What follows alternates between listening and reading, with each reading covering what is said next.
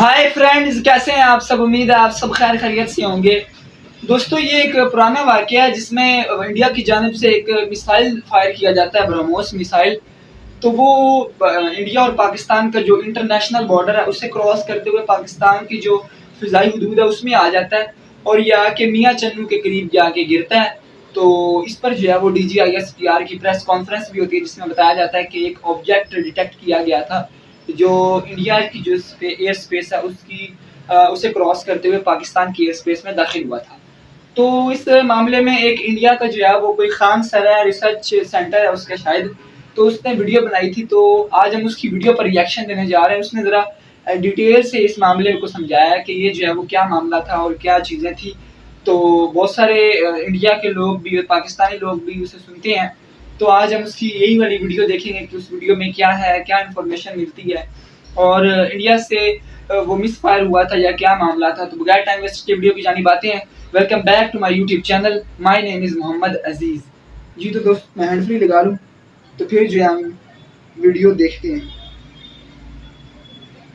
जय हिंद। पिछले एक हफ्ते से भारत की ब्रह्मोस मिसाइल पाकिस्तान में जाके हिट कर गई और लोग का कहना है वो जानबूझ की या नहीं की, ये मैटर ही नहीं है। मैटर ये है कि हिट किया क्यों, इसको समझते हैं लोग। देखिए, पाकिस्तान में हमारे यहाँ से ब्रह्मोस मिसाइल जो थी फायर की गई और वो पाकिस्तान में जाके गिर गई थी। और ये गिरी थी जब वहां पर, तो वो एक नॉर्मल से जगह पे गिरी थी जिसका नाम था मियाँ चान्नू। 9 मार्च को ये जाकर यहाँ पर हिट हो गई थी ब्रह्मोस मिसाइल। वहां 2-4 गो घर और था, किसी की मृत्यु नहीं हुई, लेकिन अंडर कंस्ट्रक्शन था, उड़ गया घरे दुआर। यहाँ पर वहां के लोग डर गए कि आखिर ये हुआ क्या है। तो उसके बाद वहां पर जो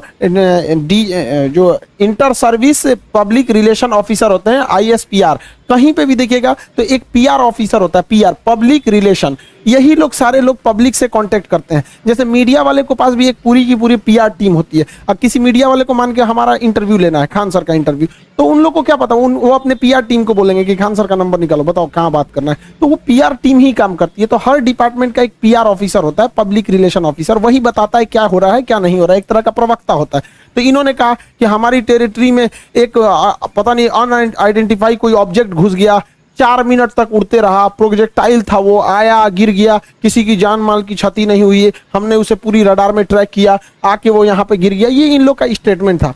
एक्चुअली में हुआ क्या था कि भारत से मिसाइल लॉन्च किया गया था, लेकिन ये दोनों देशों में विवाद न हो जाए इसलिए भारत सरकार के पहले से एक समझौता है 1999 का। 21 फरवरी 1999 में अटल बिहारी वाजपेयी और नवाज शरीफ के बीच में एक लाहौर एग्रीमेंट साइन हुआ था, लाहौर डिक्लेरेशन। इसमें कहा गया था कि अगर दोनों सेनाओं की ओर से अगर कभी भी गलती से कोई मिसाइल या हमला हो जाता है तो वो लोग हॉटलाइन पे बात करके इसका कंफर्मेशन कर देंगे कि जानबूझ के किया गया या गलती से हुआ है, इसकी अवगत करा दिया जाएगा। तो उसके लिए भारत की ओर से हॉटलाइन पे बात करके बता दिया गया पाकिस्तान को 2 दिन बाद कि भैया हमारी ओर से गलती से चला है। अब ये हॉटलाइन क्या होता है? ये हॉटलाइन फोन में कभी रिंग नहीं बजते। आप जैसे मोबाइल में डायल करते हैं किसी को तो सोच रहा पहले बोलेगा नमस्कार, भारत ने 150 करोड़ कोविड टीकाकरण पार कर लिया, 175 करोड़। उसमें ये सब कोई रिंगटोन नहीं होता है, वो फिक्स होता है। करना कहाँ है, हॉटलाइन होते हैं, उसमें 4-5 नंबर ही, मतलब लिमिटेड नंबर होते हैं, वहीं फोन करना। एक बार फोन करेंगे तो फटाक से वहां लग जाएगा।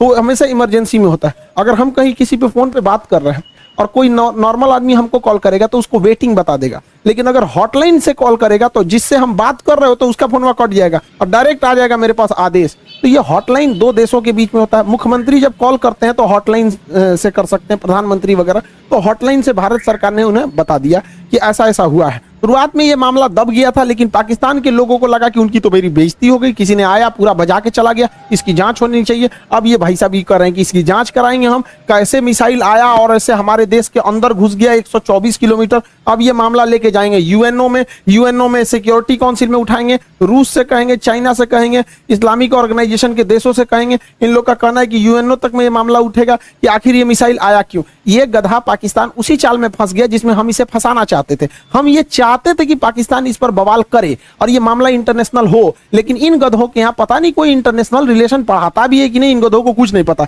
ये हल्ला कर दिए हैं। एक्चुअल में ये मिस फायर नहीं था, ये डायरेक्ट फायर किया गया था जानबूझ के। हम आपको कुछ प्रूफ देते हैं, आप समझिए क्यों डायरेक्ट फायर किया गया था। यह मिसाइल जब उड़ती है हरियाणा से तो यहां से लगभग हरियाणा पंजाब के बॉर्डर से 2 मिनट तक इंडिया में रहती है, फिर ये कर्व करके पाकिस्तान में जाती है, 4 मिनट तक ये पाकिस्तान में फ्लाई करती है। अब ये बताइए, जो मिसाइल ऑपरेटर इसे 4 मिनट तक फ्लाई कर रहा है, तो भारत में जो मिसाइल ऑपरेटर उसे भी पता है कि वो इंडिया का बॉर्डर छोड़ दिया और पाकिस्तान में जा चुका है। तो पहला बात कि जब वो 4 मिनट तक दुश्मन की टेरिटरी में घुसा कैसे, ये इंडिया वाले को तो पहले से पता था। एक और गलती क्या थी, सेल्फ डिस्ट्रॉइंग सिस्टम होता है। जब कभी भी मिसाइल अपने रास्ते से भटकता है तो उसे मिसाइल के अंदर ऑटोमेटिक डेटोनेटर लगा होता है जो मिसाइल को रास्ते में ही ब्लास्ट कर देता है, जिससे कोई नुकसान नहीं होता है। तो किसी भी मिसाइल को मारने से पहले उस मिसाइल का एक ऑपरेटर रूम होता है, उस ऑपरेटर रूम से उस मिसाइल को फायर किया जाता है।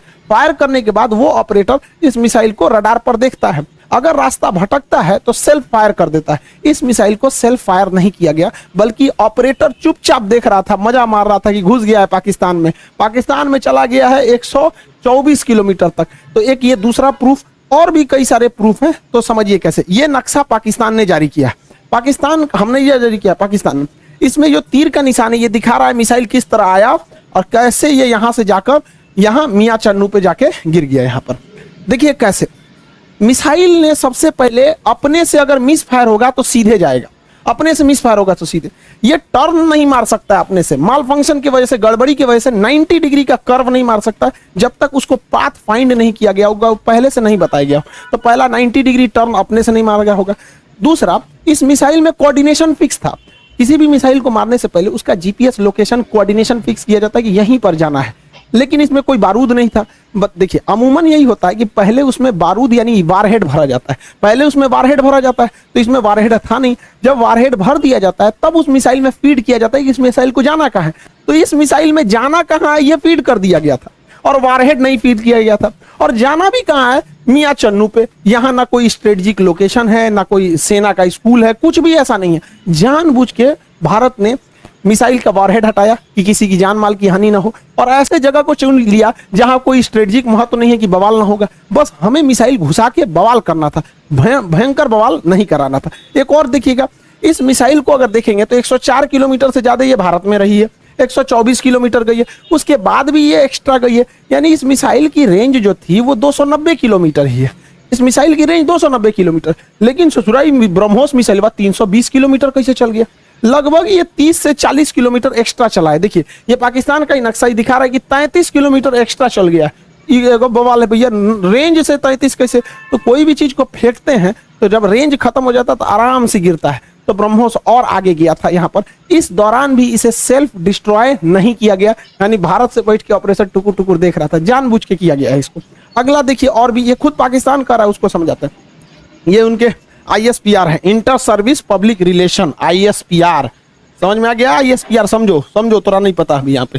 पहला इनका कहना है कि हम उस पर नजर बनाए हुए थे। देखिए इन निकम्मों को, इसके देश में 124 किलोमीटर कोई मिसाइल घुस गई, इसको ये लोग अपने रडार में बस नजर बनाए हुए थे। ये खुद कह रहा है कि हमने बस उसको ट्रैक किया, उसको 124 किलोमीटर, क्योंकि उस मिसाइल की रफ्तार इतनी ज्यादा थी, 3 मैक की थी, कि हम उसे मार के नहीं गिराए।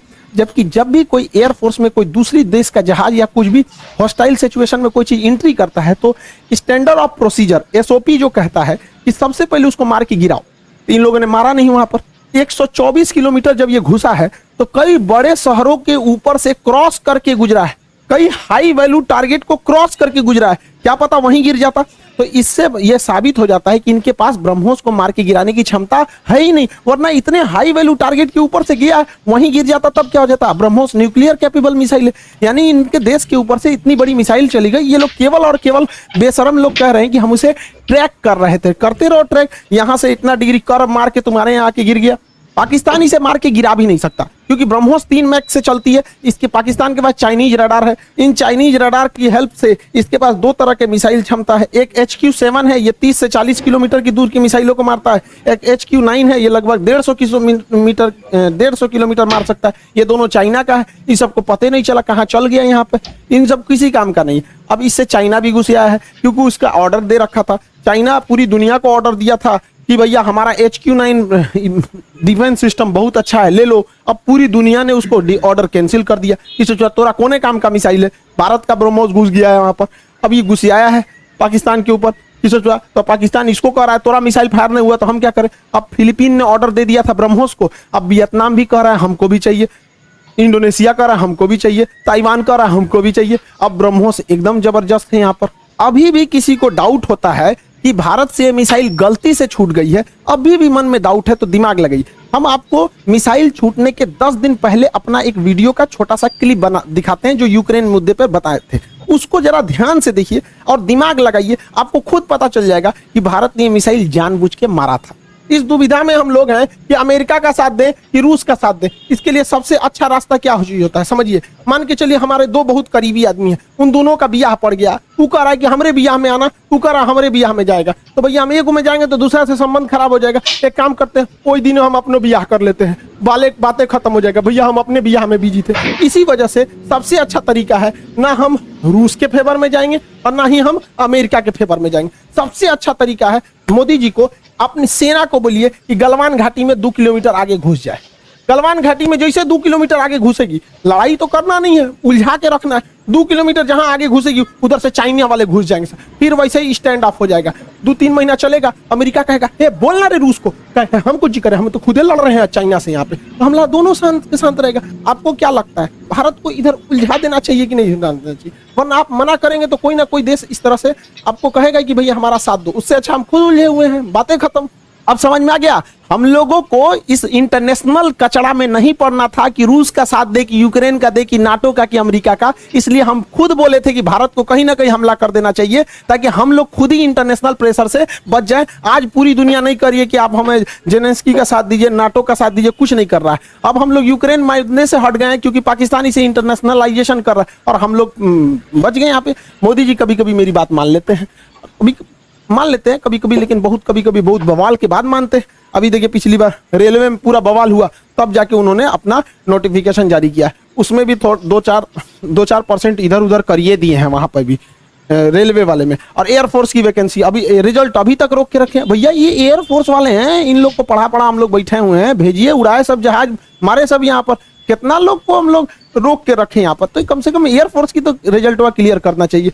मान जाते हैं मोदी जी बतिया, जैसे हमला करने वाला कैसे बोले 10 दिन में मान गए यहाँ पर, तो कभी कभी मानते हैं कभी कभी नहीं मानते। अब पाकिस्तान धमकी दे रहा है कि हम इस मिसाइल का रिवर्स इंजीनियरिंग कर देंगे। दूर बैल कहीं का रिवर्स इंजीनियरिंग करेगा, जब भारत ने इतना स्ट्रेटजी बना के मारा था। तो देखिए रिवर्स इंजीनियरिंग में जहाज का मेन चीज क्या होता है, उसका इंजन, पूरा इंजन तब। जी दोस्तों, यहाँ पर मैंने रोका इसलिए मैं आपको ये बताना चाह रहा हूँ कि देखिए ये कि किन किन अल्फाज का चुनाव कर रहा है ये बंदा, कैसे पाकिस्तान के खिलाफ बोल रहा है ये बंदा, कैसे इंडिया की हिमायत में बोल रहा है इंडिया का। और जो है वो ये करते हैं, उन्हीं में से ये एक बंदा है जो पाकिस्तान के खिलाफ है, इंडिया का सपोर्टर है, इंडिया की मौजूदा गवर्नमेंट का भी सपोर्टर है, और वही बकवास करी जा रहा है पाकिस्तान के खिलाफ और पाकिस्तान के इदारों के खिलाफ, और पाकिस्तान की जो सिक्योरिटी है उसे ये कह रहा है कुछ भी नहीं है, कुछ भी नहीं है। तो खैर वीडियो पूरी देखते हैं, फिर इसके बाद जो है वो मैं अपना ओपिनियन आपको देता हूँ। आइए देखते हैं। तबाह हो गया, इंजन पूरी तरह तबाह हो गया। जो सीकर होता है, जो रडार होता है आगे, वो जहाज के अगवे लगा रहता है, वो थुथुर में पूरी तरह से उधिया गया है यहाँ पर।